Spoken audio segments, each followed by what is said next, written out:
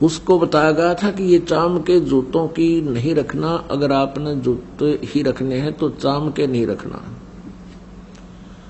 क्योंकि ये पशुओं को बेरहमी से मारा जाता है और उनसे काट कर ये चाम तैयार किया जाता है। पहले पुराने समय में जो चर्मकार यानी चमार जो जूते बनाते थे वो जीवित पशु को नहीं मारते थे। पशु मर जाते थे, उनकी खाल उतार करके अपनी मेहनत से उसको फिर जूता बनाने योग्य तैयार कर लेते थे।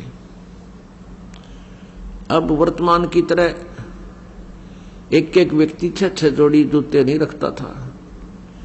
एक जूता जोड़ी, वह भी कति टूट ले, लित्र बन ले, उसके फिर थेगड़ी लवाए जाते थे और पहनते रहते थे। अब वर्तमान में तो बहुत जुल्म हो रहा है। भैंसों को, काटड़ों को, गौओं को बढ़िया चाम बनाने के लिए एक ऐसा केमिकल प्रयोग करते हैं, जीवित को भूखा रखते हैं, प्यासा रखते हैं, ताकि वो मांस समाप्त होकर के और चाम में समा जावे। और उसके जीवित के ऊपर ही वो फिर कहते हैं बहुत जबरदस्त गर्म पानी डाल देते हैं, वो फूल जावे और वो पशु बहुत बुरी तरह चिल्ला रहा होता है।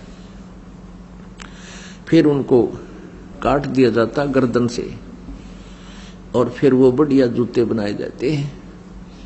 तो पुण्यात्मा, जिस दिन से इस दास को ये ज्ञान हुआ है चाम के जूते, चाम की बेल्ट उसी दिन से त्याग दी थी।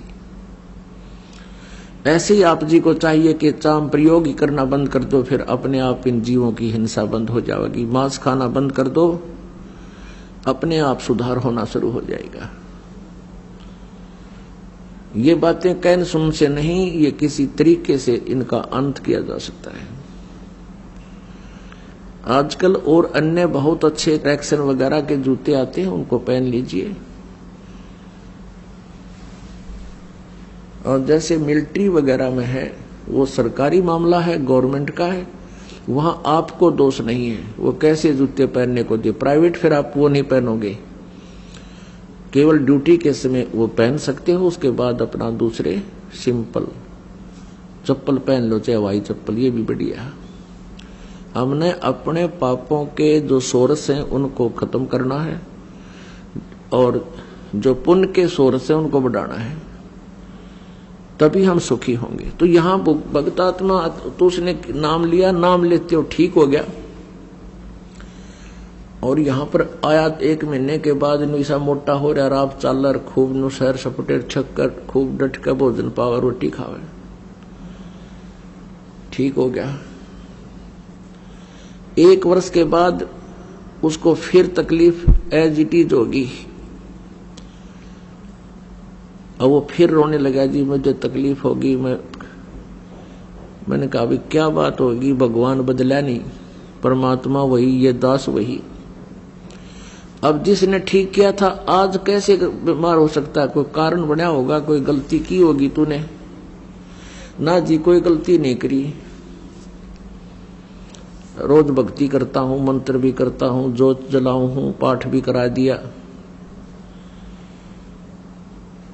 अब हम असमंजस में पड़ जाते हैं, लेकिन पता तो होता है इस दास को, इतना अनुभव है कि ऐसा नहीं हो सकता कि बगैर नियम तोड़े कोई आपत्ति फिर आ जाए। फिर बगैर पूरा क्लियर हुए बिना दास भी ज्यादा दबाव नहीं देता, कह देता अच्छा भाई कोई बात नहीं, फिर सुनेगा भगवान। उसकी डेथ होगी। फिर उनके साथी जो और वहां नाम लिया था जिन्होंने, जिनको और अच्छा दृढ़ विश्वास हो गया था और उसकी क्रिया से वो परिचित थे कि ये जानबूझ कर मरा है, उसने वो जूतों की दुकान पर चाम के जूते बेचने बंद नहीं किए थे। और भी एक आध जो बताए उनके साथियों ने कि उसने मर्यादा को भी तोड़ दिया था, क्योंकि सुखी हो गया, परमात्मा ने सुन ली। जब तो हृदय से रोए था और सुख होते ये परमात्मा से कोसों दूर हो जाता है। तो पुण्यात्मा, आपका यहां आने का उद्देश्य केवल संकट निवारण करना ही ना हो। देखो, वैसे तो दुखी इंसान भी यहां आ जाता है उसके लिए वो दुख वरदान बन जाता है, क्योंकि वो दुख आपको भगवान से मिलाने में एक मीडिया का काम कर गया। और अब आप परमात्मा के चरणों में नहीं रहोगे, परमात्मा की मर्यादा में ना रहोगे, तो फिर जैसे थे इसे